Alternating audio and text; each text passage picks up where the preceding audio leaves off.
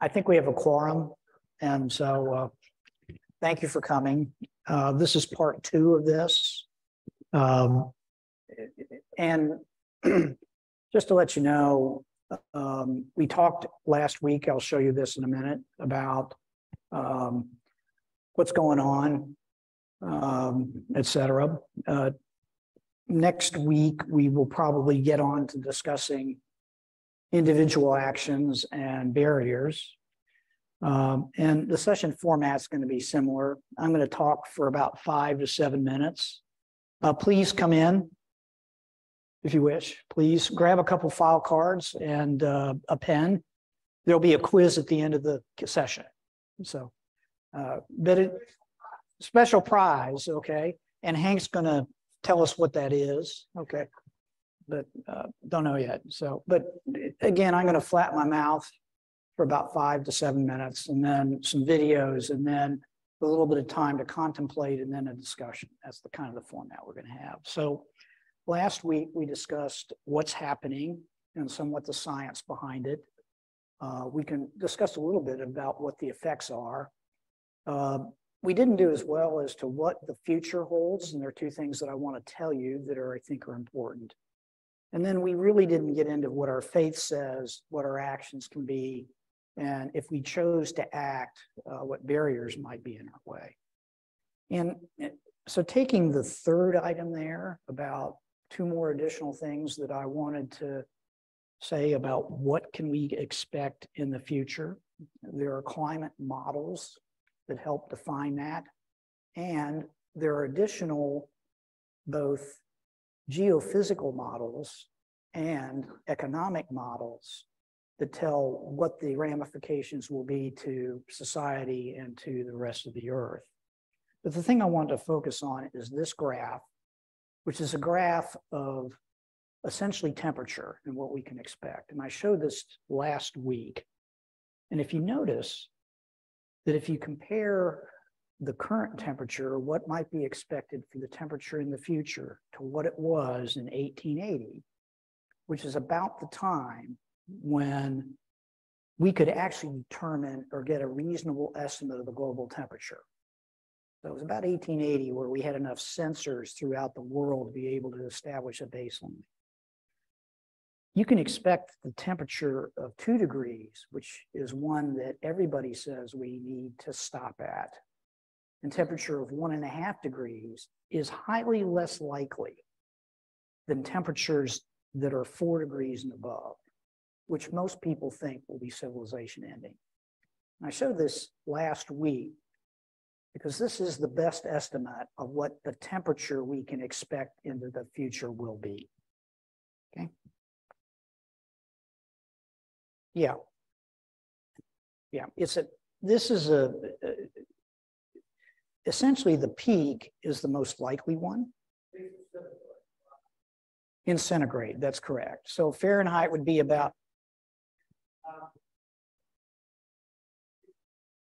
that's about 6 degrees Fahrenheit. That's right. Subtract about 20 from doubling.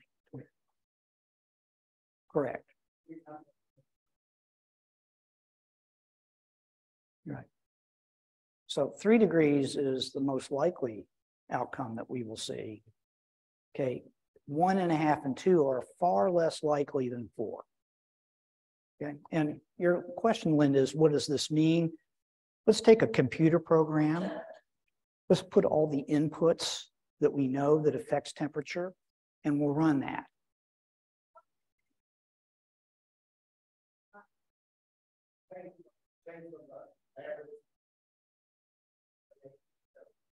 Yeah, yeah. The established, this is the change from the established baseline. Okay.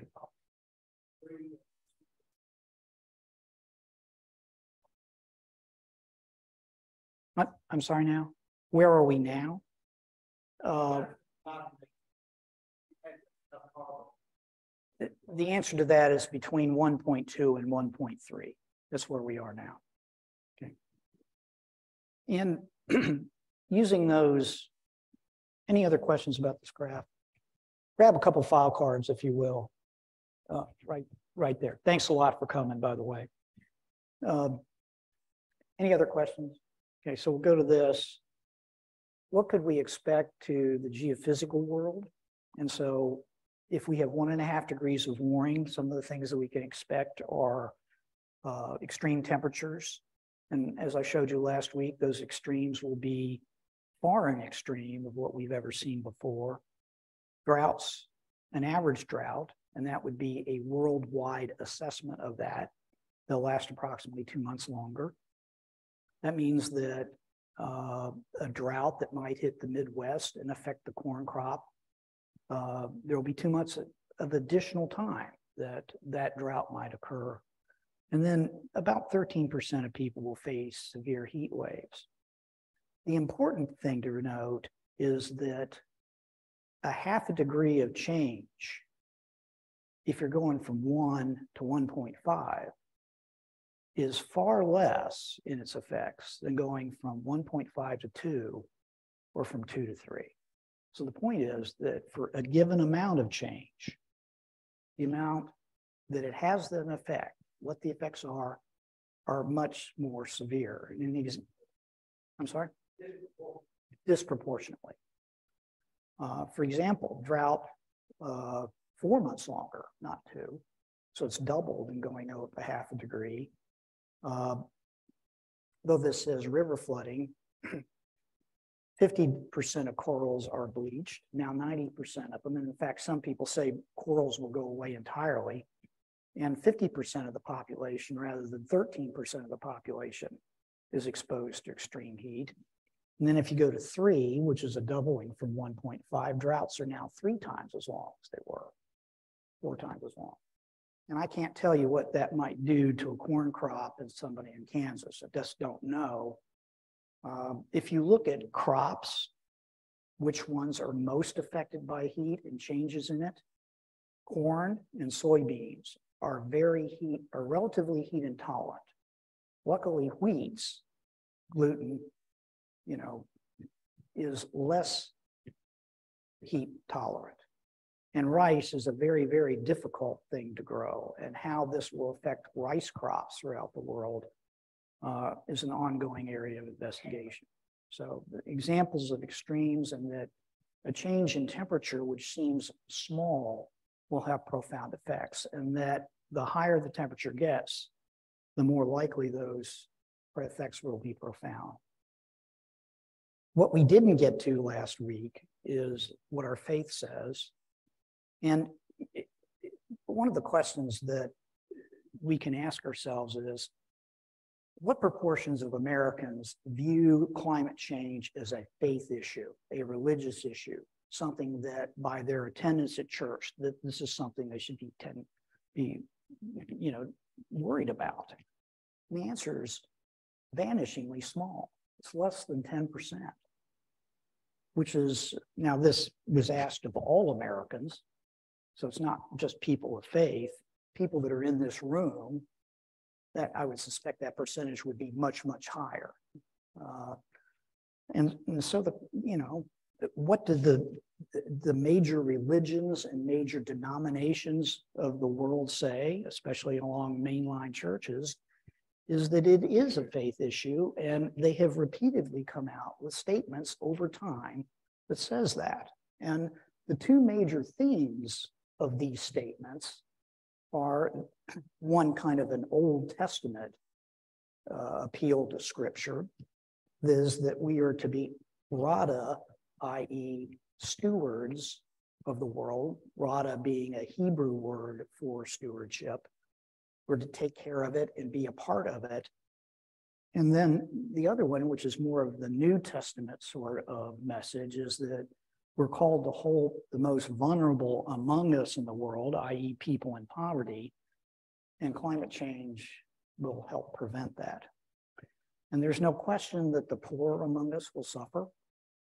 This was an estimate from the EPA on the effects on people of low socioeconomic class, i.e. people who are living at 1 or 1.5 times the poverty level, and between 15 and 20% more exposure to the things that we worry about, which is air quality, extremes of temperature, inland property and flooding, coastal flooding, will be higher in those communities. That's just kind of the best estimate at this point in time.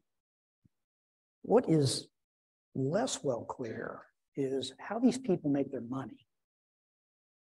A large number of those people work outside doing manual labor. And as a result, they're 25 to 30% more likely to be exposed to extreme heat in the workplace that will make their ability to make a living less likely. That's the way it is. So I want to now start playing a video that Catherine Hayhoe has.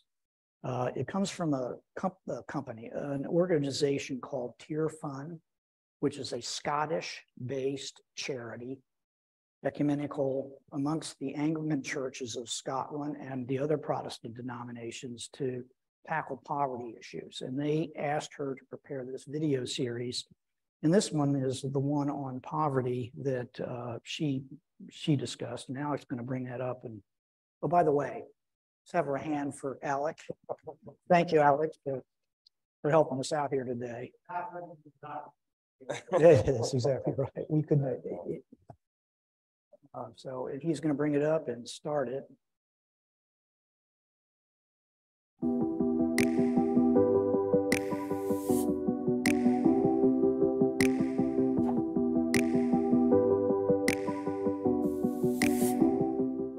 How is climate change affecting the developing world where organizations like Tier Fund work? The reason why we care about a changing climate is not because a 1 or 2 or 3 or 4 degree increase in the average temperature of the entire planet really matters that much to any one of us. It's because that temperature increase, like the first domino in a row of dominoes, kicks off a series of interconnected impacts and events that affect all of us around the world, but affect the poorest and most vulnerable more than any. The single best description I've heard of climate change was coined by the US military, if you can believe it, and it's this: climate change is a threat multiplier. In other words, it takes all of the other issues that we already care about, all of the issues, for example, that are exemplified by the Sustainable Development Goals, issues of poverty, hunger, lack of education, basic healthcare resources. It takes these issues and it makes them worse. Another way to think about it is with this image of a bucket with a hole in it. We're pouring all of our efforts into this bucket to alleviate poverty, hunger, disease, lack of access to clean water, refugee crises, and more. Yet that bucket has a hole, and the hole is getting bigger and bigger over time, and there is no way to fill the bucket if we do not patch the hole. The hole is climate change. I care about climate change specifically because it does affect the poorest and most vulnerable in the world. It's no accident that there's a direct correlation between people who are already living in poverty and people who are most vulnerable. Because how climate change affects us is by loading the weather dice against us. In the places where we live, we know that we've always had heavy rainfall, floods, heat waves, hurricanes, droughts, storms, wildfire, and more. These are a normal and natural part of life on this planet. But the warmer it gets, the more frequent or the stronger and more damaging these events are getting. We know that the frequency of heavy precipitation is increasing. We know that heat waves are getting more extreme.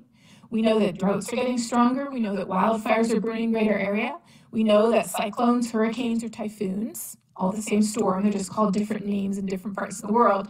We know that they're not getting more frequent, but they're getting much bigger, stronger, slower, more powerful, with a lot more rainfall associated with them. And then there's the long-term changes, like creeping sea level, with 2/3 of the world's biggest cities, many of those in developing countries, lying within just a meter of sea level.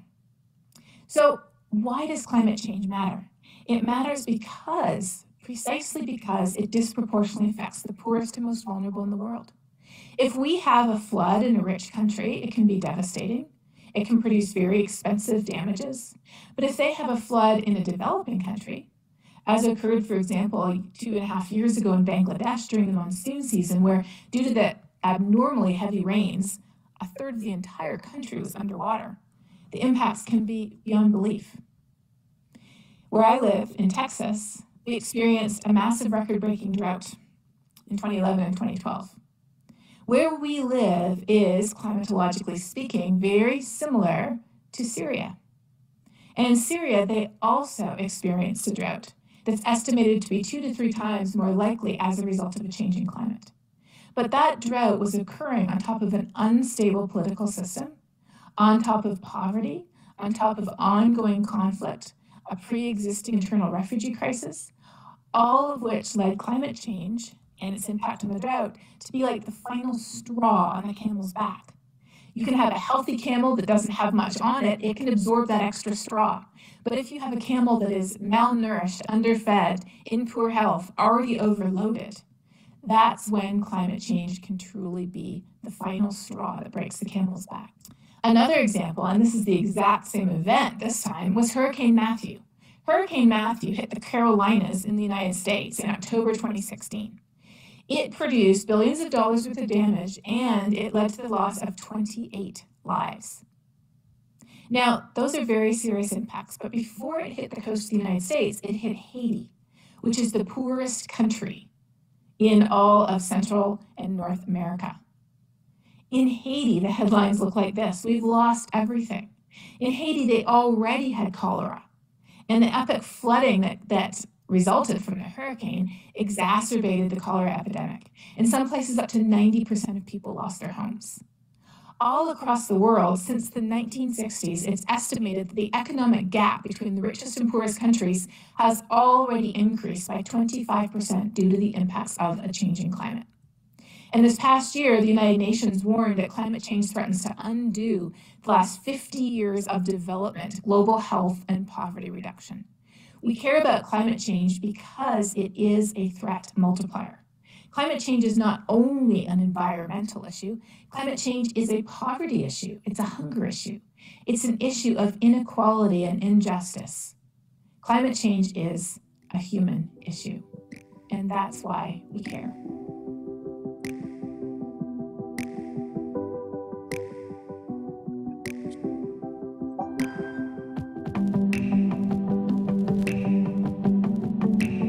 Back so you all don't get to hear the reverberation and resonance between my microphone and that up there. Thanks, Alec. We'll have one more of these in about 15 minutes. But what I'd like you to do, yeah, that's fine. Do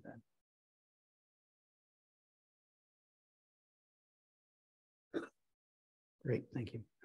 What I'd like you to do is take a minute, take 2 minutes, and I'd like you to contemplate these 2 questions, and then we're going to have a discussion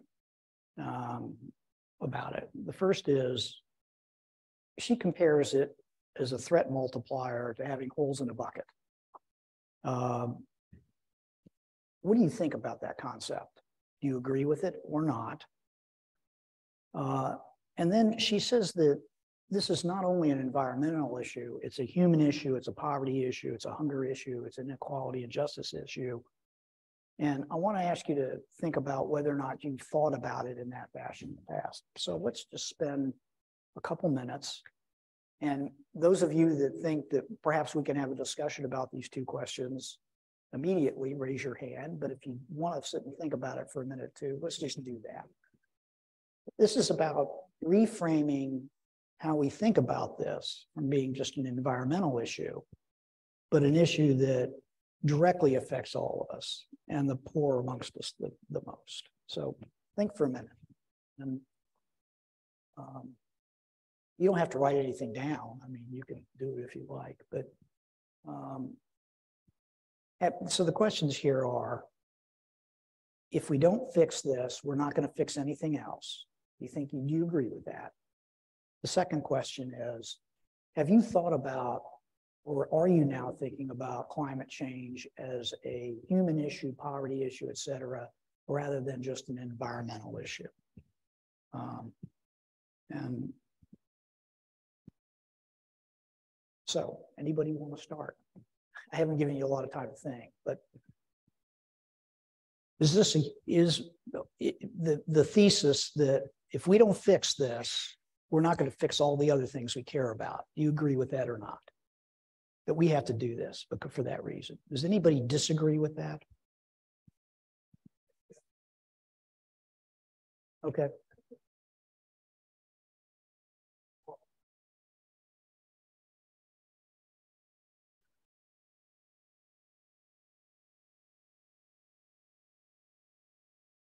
Correct.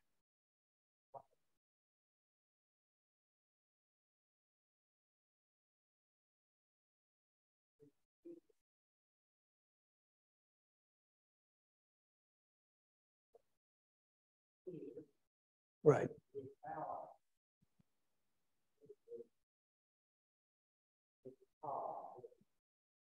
Uh, yeah, and that would be in the United States. How do you do that?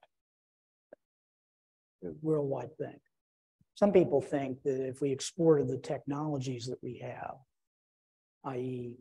generated through solar batteries and through wind energy, that we could avoid them having to go through the process by which we got to a higher standard of living, which was almost exclusively through the exploitation of fossil fuels. Okay, some people think that that can happen. I don't know. I don't know. And that is a very thorny question. Okay.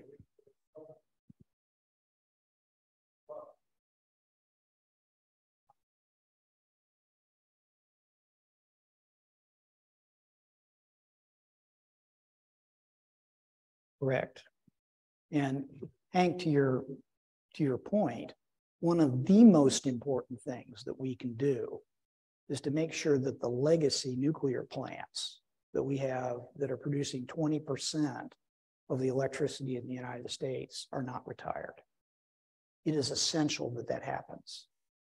So, and we got to add some more.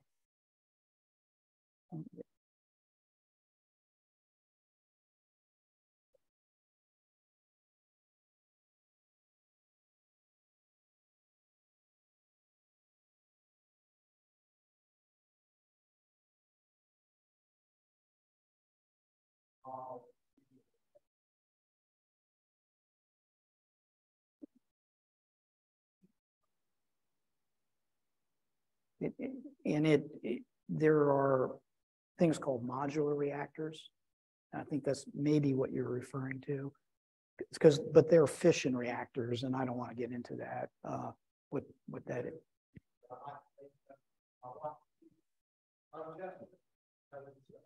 Right. Did everybody hear him? No, he was talking about small modular reactors.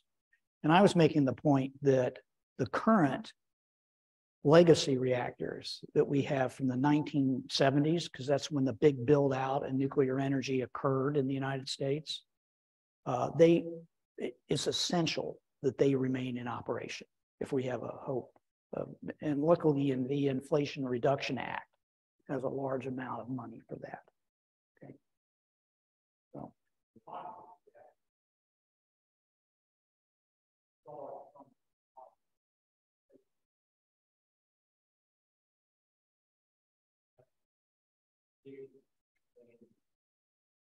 Yeah. And they're much less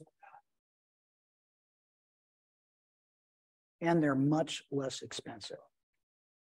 The problem with the current reactor design, well, we can get into, I've got a good friend who's a nuclear engineer, retired nuclear engineer from South Carolina, and he waxes eloquently about how both the confluence of environmental groups, well-meaning in their intent, but very wrong in what the science was, to squash that, as well as a governmental regulatory apparatus that attempted to keep us safe in ways that were not beneficial. And I'll just leave that as it is, but that's the theme of his talk. So it's both the confluence of pressure by those who appear to be well-meaning, but not really getting it right, and then a government reacting to it in a regulatory way that was actually detrimental in several ways. So, any other thoughts before we move on here?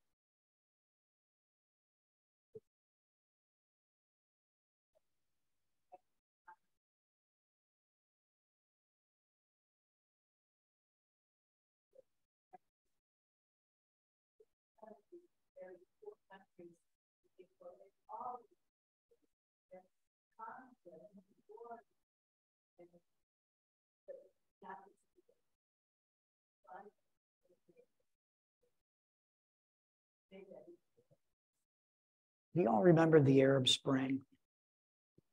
We thought that was an opportunity that they would be acting in a democratically way, or that offered that opportunity. And we can get into why that didn't happen, but one of the major drivers of it was the huge drought that hit the Middle East at that same time. Egypt, Syria, Jordan, Jordan was actually pretty politically stable, Lebanon, were undergoing a historic drought at that time. And there are people that do attribution science to determine how much more likely that drought would have been as extreme as it was. And there's no question that it was 20 to 25% more extreme than it would have been had there not been this 1.3 degree rise in temperature that's already occurred. So an example of political unrest as a result of climate change. And you're exactly right, it's getting worse. I've got a good friend that runs a mission hospital outside of Nairobi. He's actually, Mark Newton does, and he says that the rain patterns in Kenya, where this hospital is, have changed radically in the last 15 to 20 years while he's been there. Another example. That's anecdotal. It's hard to put a number on it, but you get the idea. So the extreme conditions under which they live now are only going to get more extreme. And so that's the future that they kind of face. How extreme? Hard to tell. Sorry.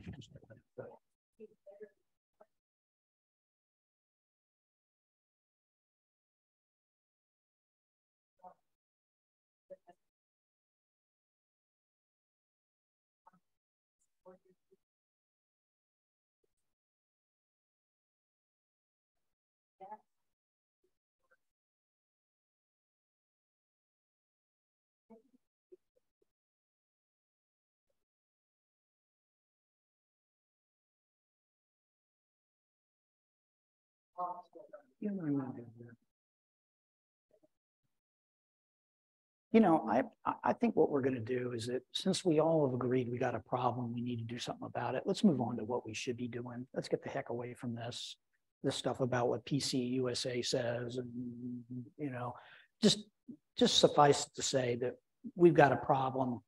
The mainline denominations say we have a problem. They expose it as a faith issue. Linda, you've talked about one of the things that needs to happen is that we need to communicate better. And so let's get on to that. And so if we contemplate actions, because that's what we're talking about. You talked about small modular actions. You talked about how do we advertise to people. Hank, who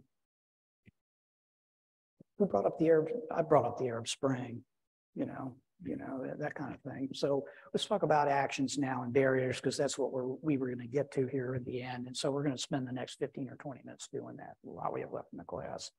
So, you know, one of the things we said is a survey of Americans that say, yeah, we got a problem. It's about 65% that are either alarmed or concerned. That's across the board with, and when we talk about barriers next week, we'll talk about how our politics and how we behave as human beings, according to the tribe that we want to join, fits into distorting what we perceive to be the truth. But we'll get into that next week. So let's contemplate what actions to take. And the first question would be, if we're really this alarmed, how many of us are actually doing something or are willing to do something? And the answer is not that many. You'd say that 65% of everybody says we got a problem. You might think that a much higher percentage than 20%, which is among our generation, would want to do something about it. Now, what does this graph show? It shows by generation divided by millennial, Generation X, Generation Z, baby boomers, of which we are at the upper end in age range, And then the silent generation, which is truly silent on this graph because they don't even have a bar for it, because they probably couldn't find enough people to interview to have a meaning statistic. But on average, people in our generation, only 20% of us, though that 70% of us ostensibly are alarmed, only 20 of us have done anything within the last year that they could point to. So again, what does this on the left say? It shows that people who are younger are more apt to say that, yes, I've done something. But on the whole, our behavior as a society is not all that spiffy with regard to this. And when asked the question, at least in this study, is that if you were willing to do something in the future, how likely would that be? And you can see right now, it averages again in the mid-20s, where would you be willing to talk to family and friends on a regular basis? Would you be willing to call your congressman? Would you donate some of your money? Will you take the time to post things to social media? Now, I guess those are increasing in terms of what the cost of the individual is. But it varies between 20 and 25%. So even if we were trained, or, said, even if you had the tools to do it and knew what to do, there are vanishingly few of us, not vanishingly few. There are only a fifth of us that really want to do something. Now, a fifth of us is a large number, okay? So part of the reason for doing these sorts of sessions is to, if you've been in this 20%, move into the,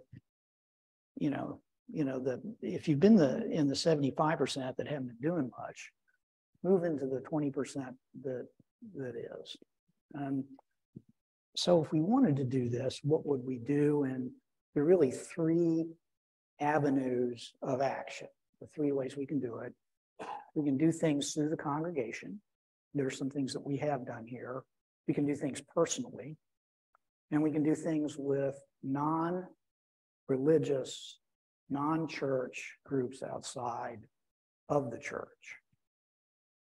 And I'm now going to play this video from Catherine Hayhoe where she addresses this. And there are two questions that we're going to discuss. And hopefully we can, I'm not quite sure that I'm going to do these question things again, but at any rate, there are two things to think about here. She's going to tell us that the most important thing that we can do is to talk to one another and talk to others about it. That's the first thing, kind of create the buzz, for want of a better way of saying it. And then I want you to contemplate, as you have already done, what you individually can do, what our congregation can do.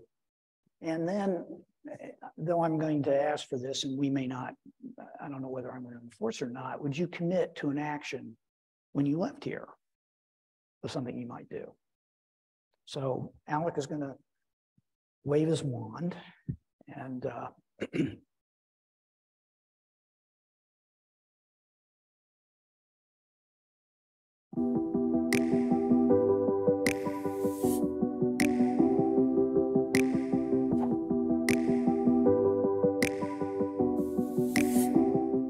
what advice would you give churches that want to do something together to combat the effects of climate change?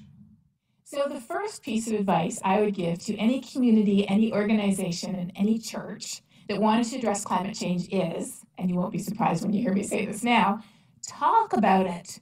Bond, connect, and inspire. Why is talking so important? Because surveys show that while the majority of us accept the fact that climate is changing, and we agree that it will affect future generations and plants and animals and people in developing countries, none of us think it will affect us, and we don't talk about it. And if we don't talk about it, why would we care? And if we don't care, why would we act? People often say, well, talking about it, it seems kind of almost like a cop-out. It's such a low-key response to such a large global challenge. But here's the thing. Talking about it can be the first domino, in a good way this time, not a bad way. This study was released just this past year, and it found that talking about it, the simple act of having a conversation, initiates a true positive feedback effect. How? Well, first of all, the more we talk about it, the more we know. The more we know, the more concerned we are. The more concerned we are, the more we talk about it. And so, as they say, these findings suggest that climate conversations with friends and family enter into a pro-climate social feedback loop. What do we talk about? We don't talk about the science or how bad it is. We talk about why it matters to us and what we can do to fix it. And then there's another study that also came out this past year that I thought was so encouraging. It talked about how children can make a difference. They looked at children in North Carolina, which is a quite conservative state in the United States, and they looked at having those children, middle school children, receive education on climate change, but they didn't track the children's opinions, they tracked the parents' opinions. And what they found is that there was a significant difference in the parents' opinions after the children learned about the issue. That's pretty encouraging.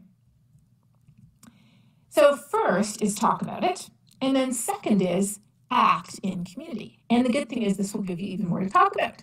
Because again, talking about it is so important, and we can talk about what we are doing, what we've done personally, what our church is doing, what other churches have done, what other organizations have done. Acting is important, but talking about how we're acting is also important. So how can we act in community? Well, here's just a couple of examples. So first of all, you can model good stewardship. Do an energy audit of your building. Figure out how to reduce your carbon footprint and your energy bills. Create a green team of like-minded people to explore ways to reduce your carbon footprint. Make your potlucks and coffee hours zero waste. Look at plant-based foods. And that leads to number 3, share resources. Often people aren't quite sure which light bulbs are most efficient. What type of travel is best? Do you have a solar panel installer you'd recommend? Encourage action, provide resources for people that they can use, facilitate information, facilitate access to resources, and facilitate access to change.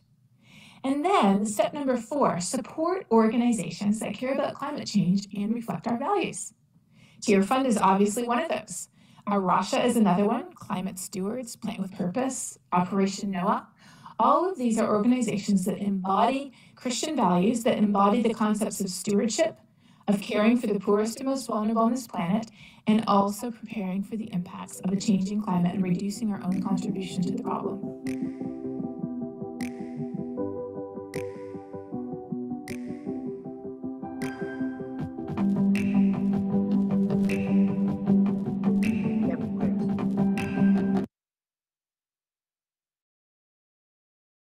I don't particularly like that music.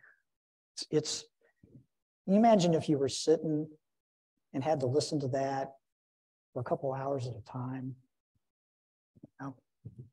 it would drive you crazy. So let's contemplate these 2 questions. One is, she says the most important thing that we can do, number 1, start talking to one another about it. And let me tell you a little story about perhaps not the best way to try this. Mary and I had flown to Providence, Rhode Island. And by the way, I did offset my carbon footprint for that airline, and we can talk about that in a bit. So I get in the cab from the airport. So I said, it's kind of late in the season. The leaves are still on the trees. I says, oh yeah, that's been happening more and more over time. This is the cab driver now. Cab driver goes, yeah, look at this. I mean, it was pretty warm. We hadn't had a heat wave like this. And I said, well, yeah, the climate is really changing, and that, people say that the leaves are going to be on the trees more and more. What do you think about that? And the guy goes, no, that's such a hooey. I don't believe in climate change, et cetera. And the next thing I know, I feel this elbow in my rib saying, I told you so. So, but you get the idea. So the point of that is that if you talk to a stranger, for example, okay, be prepared for rejection and get over it. I've tried to engage one person a day in the conversation, and since now I've engaged about 18 of you in the room here, I feel like I've done my duty today. So, so think about that. How do you think that we could engage more people?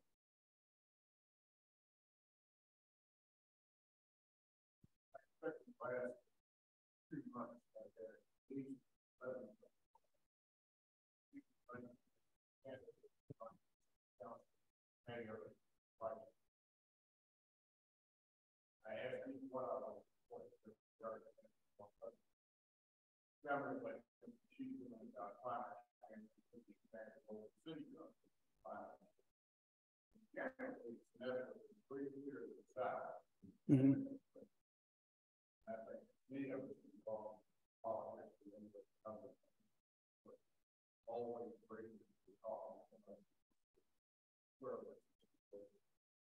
That's an extremely good idea. And I happened to be holding a sign outside of the Green Hills Library yesterday. And one of the city council people walked up, one of the candidates for it. There were actually two that showed up because the Green Hills Library tends to have a large number of people that vote that area. It's one of the most trafficked precincts in the county, if not the. It's also an early voting place and it tends to be most trafficked for early. But at any rate, two of them walked up and I asked that very question. One of them seemed knowledgeable about what the city is doing and was aware of the mayor's sustainability council. John Cooper actually did us a favor here in Davidson County. He called together a group of academicians, Vanderbilt, a bunch of sociologists, a bunch of people that from healthcare, from social organizations, and established a council for that. He has a plan or attempted one, and whether or not that comes to fruition is important. So it's extremely important. So anybody else? How else would you talk about it?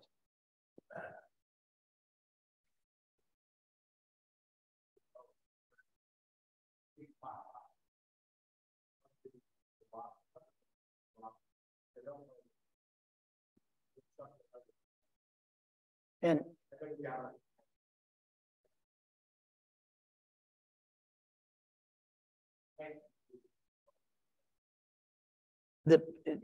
in tree planting, if you asked me as an individual, the one thing that I know that will offset my carbon footprint, because one of the things that we can do personally is to figure that out and then take steps to reduce it, is to plant a tree in an area and make sure that it grows for 40, 50 years.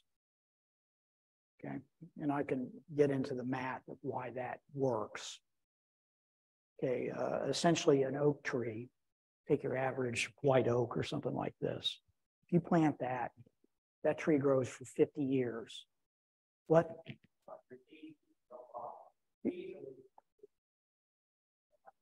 Yeah, and so, yeah, easily. And it will sequester a ton of carbon. Now, you can ask what happens on the other end when that tree dies. That gets into a host of other things. But you get the idea that what can I do immediately that will offset it? I can do that. And there's a question about what my great-granddaughter is going to have to do when that tree falls down. And then there's the question of how many trees do you have to plant? Then you get to the issue that, well, gee whiz, that might be good for me, but we can't have that as a societal answer, can we? Doesn't make any sense because you got to, and I actually didn't have as good a figure as the one paper I read that actually looked at how much that would have to be, but we can talk about that later. Go ahead. But again, the thing is, and there are things right here on this particular, if you take your phone and that, there are Christian organizations that actually hire people in tropical rainforests to plant the tree, stick it in the ground and maintain it. And actually that's one that I support, but that's, yeah, go ahead. It is something other than nothing, and it has an immediate impact.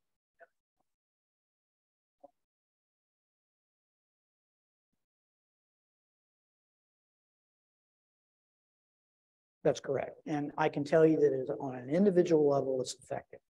You can feel good about yourself.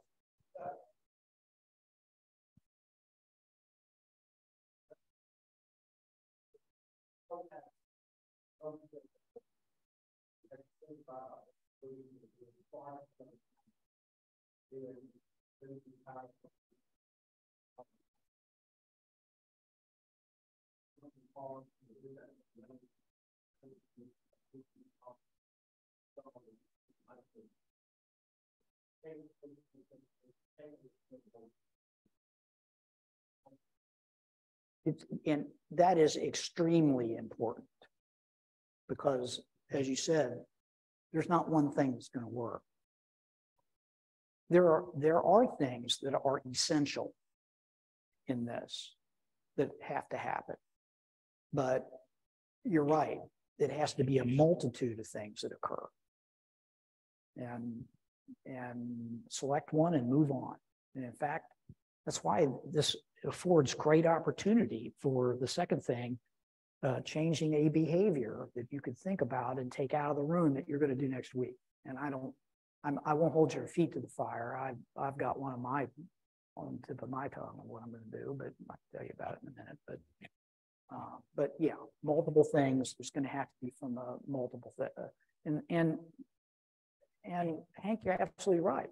It's got to be a multitude of things, and it's got to occur over multiple fronts.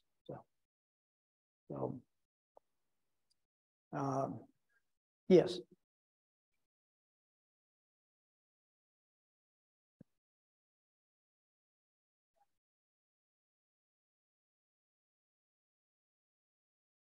Yes.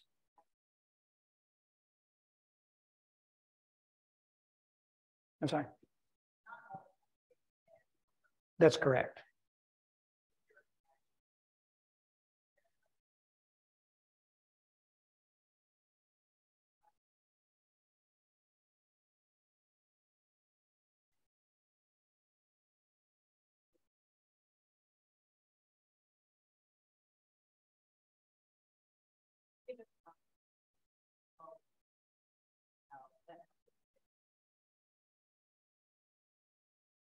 You know, the session that we're going to do next, well, not next week, but the week after, is on that very topic, because she has a very good video on how we get to doing that.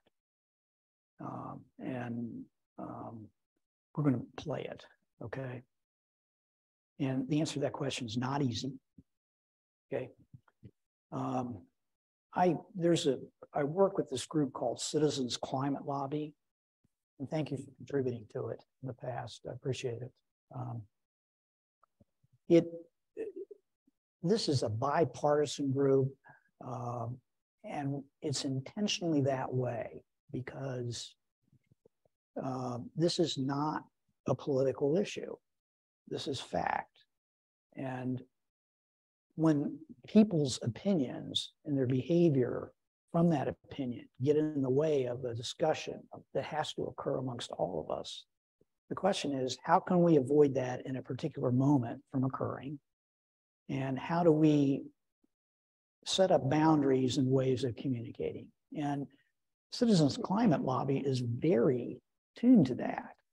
We have people who identify themselves as Hindu, Muslim, from every faith base. We have a very large conservative component. We have a conservative action team that has, well, probably about, though more people who are left of center are members of this, because more people who are left of center politically tend to want to do something about this. We have a very large group of people that form a conservative action team, to the point where they have their own separate meeting and go to Capitol Hill and lobby these people from that point of view. So that's one of the beauties of this, is that, and we have anybody here heard of Braver Angels? You have. Do you want to tell us what it is? Well, basically, it teaches people how to communicate in a group setting and amongst themselves when they lie on both ends of the political spectrum. You know, for example, suppose you want to have a discussion about abortion.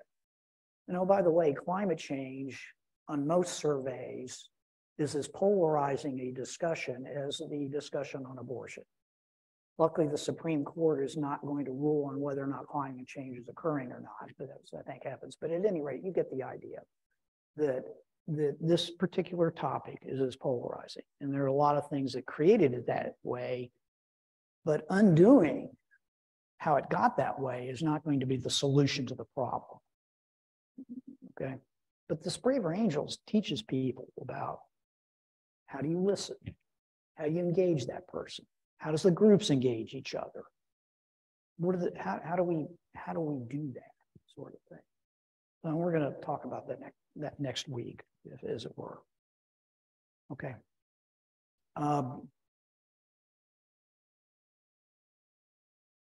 Talking about it, polarization, et cetera. But let's just for the last 5 minutes we have here, why don't we think about actions that Hank's mentioned one, plant a tree. That's a great idea. What? And there are some organizations that do that on a almost societal level. Which one is it? It's the one that she advocates for is Climate Stewards, which happens to be a UK-based organization that preserves forests. They're in the tropical rainforests, and kind of like the Nature Conservancy or Land Conservancy, they buy it and they hold it. Now, you can get into the idea of whether or not that forest would have been cut down to begin with. But see, that's pretty much forever. That's not an unreasonable way to go about it. And again, my opinion is that that helps us personally, and it's a good thing. And it does, if you do it in a very poor country, employ people, which is a good thing. So that's the benefit of it. But whether it works, you know, for example, we're going to offset the amount of carbon that this big coal plant in Wyoming is spitting out every day. Well, the answer is no. That to do that sort of thing requires a different approach. The point is that scaling up what we do as an individual that might work for us, it may not be at least at a societal level the way to go. Go ahead. But at any rate, what other things might we do as a church? I can tell you some things we have done, but what else might we do? Yes, Nancy.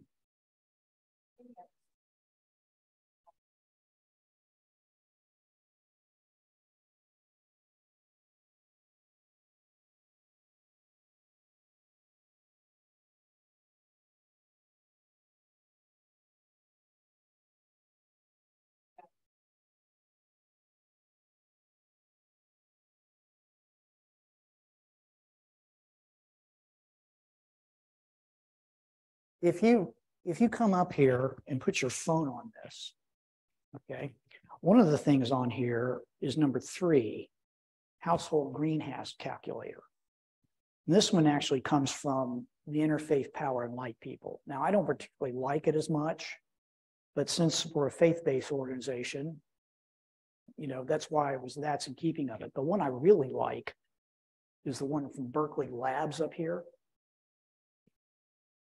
If you Google Berkeley calculator, if you Google Berkeley climate calculator, it will come up. Now you might have, the reason why this one is that you can really get into the weeds on this. I mean, you can really get into it, but this has kind of the good balance between a reasonable amount of effort on your part to collect information and is certainly within the 10% accuracy range compared to ones that you really get into the weeds in. So it kind of has that balance between effort you have to do on your part to come up with a reasonable number versus, and what I really like about it is its airplane footprint calculator, because it really does have a pretty good one. And amongst this congregation, there's a lot of us that spend time in a plane. Like, I'm going to spend time in a plane here. I've already spent time in a plane. I went to Europe. But it can tell you to do it. And then after you've calculated that, you can come up with a number of Where are you going to put your money to try to offset that? Now, there are other behaviors we can take, but you're absolutely right. I gotta know where I am first before I can do something about, measuring am I doing any good. So, thanks. Another idea, yeah.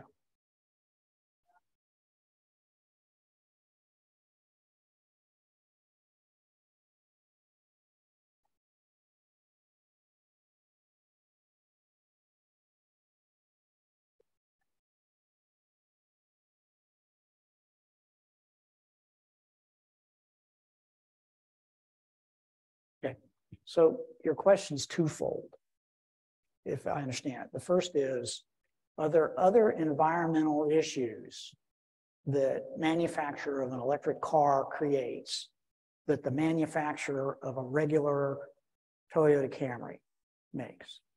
Okay, and outside of, and this is the second part of the question, the greenhouse gas impact that the car has. So let's deal with the second one first. And that's on this particular graph right here. And what, if you look at the emissions, and this includes the emissions, greenhouse gas emissions required for manufacturer of these vehicles, they're using it over their lifespan and then disposal of it. So this is something called life cycle analysis. It's essentially the arithmetic of all the CO2 and the various steps that I just mentioned right there. So if you look at all electric cars, on an annual basis, it puts out about 4,000 pounds of CO2 or equivalent compared to a regular gasoline car, which is about 3 times that. This analysis actually came from Consumer Reports. So it's trustworthy in the sense that I don't think, given their bias, that they're going to tell us something that's wrong. And it's also similar to what the EPA has said. So I believe this. So the answer is no free lunch to any sort of, car travel. The beauty of it is that if you don't consume or create CO2 while you're driving it around, and you decarbonize the industry part that created it, which is a goal, a big goal, then you've essentially gotten to net zero. If you decarbonize the power grid, we said there were some things that were essential. That is absolutely essential. That has to happen.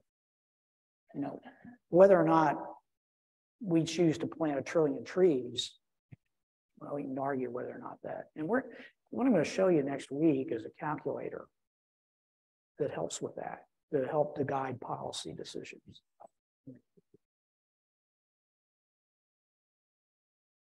I'm sorry?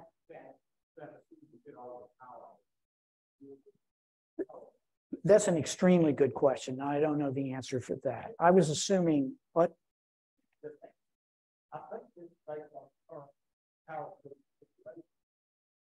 I don't know the answer to that. I don't think this is theoretical. It may be on the basis, I don't know the answer to your question specifically, but it's an extremely good one.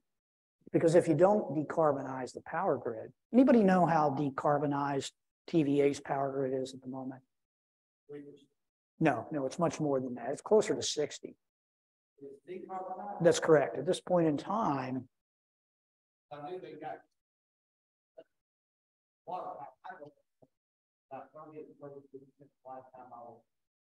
it's not that high. It's in the 13 to 15% range, but TVA generates a large part of their baseload power from nuclear power. And they just brought one on in 2016, and you can thank Lamar Alexander for that. So, I mean, he's been the man behind that. He's also the man that's been anti-windmill.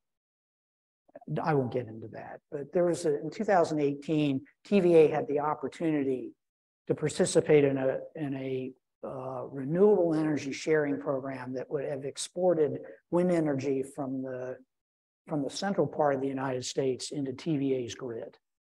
And they chose to turn that down. I don't know all the issues that were involved in that, but at the time, it would have been fortuitous because at the time that we had that energy problem, Remember the blackouts that occurred over Christmas? We would not have had those blackouts if we'd had that power, because at that very moment in time, according to another thing that I came across, a large number, there were people in the Midwest that were actually putting wind energy to ground. They were grounding it, meaning that they were just getting rid of it because they had no way to get rid, they had no one to sell it to at that moment in time.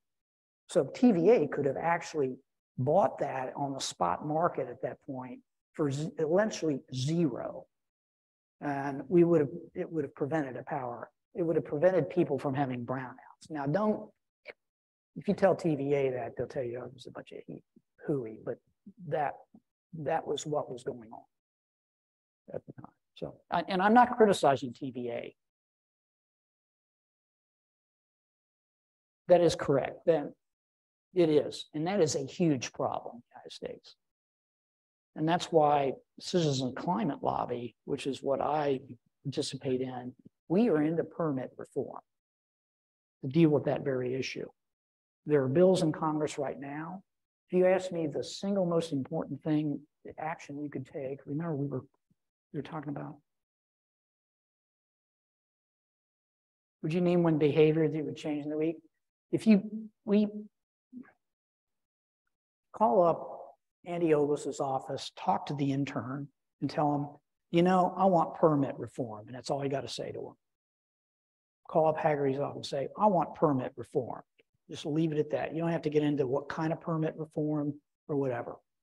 But it tells them that their constituency is informed about this and wants something done.